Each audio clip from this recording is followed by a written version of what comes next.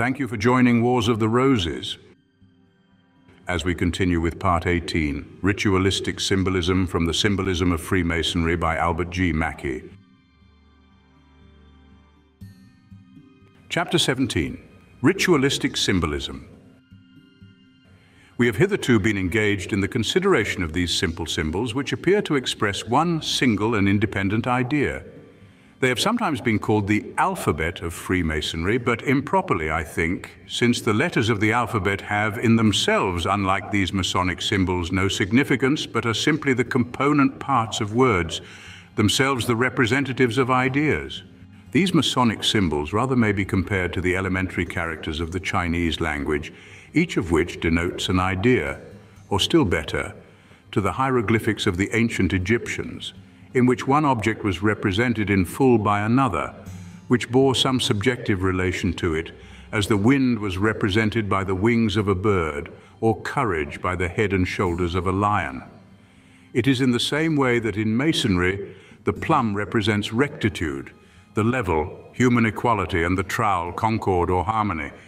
Each is in itself independent, each expresses a single elementary idea.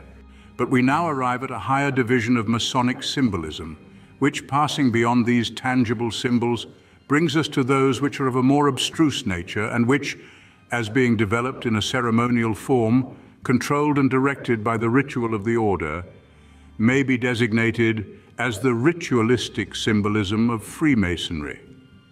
It is to this higher division that I now invite attention, and for the purpose of exemplifying the definition that I have given, I shall select a few of the most prominent and interesting ceremonies of the ritual.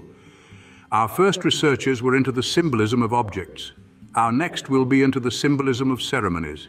In the explanations which I shall venture to give of this ritualistic symbolism, or the symbolism of ceremonies, a reference will constantly be made to what has so often already been alluded to, namely to the analogy existing between the system of Freemasonry and the ancient rites and mysteries, and hence we will again develop the identity of their origin.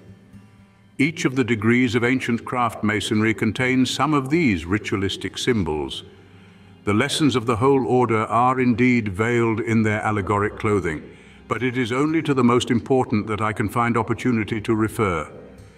Such, among others, are the rites of discalciation, of investiture, of circumambulation, and of entrusting. Each of these will furnish an appropriate subject for consideration. Thank you for watching, and please don't forget to share, like, subscribe, and comment, and if you can, please consider donating to Wars of the Roses. Links to PayPal and Patreon are in the description. Thank you so very much.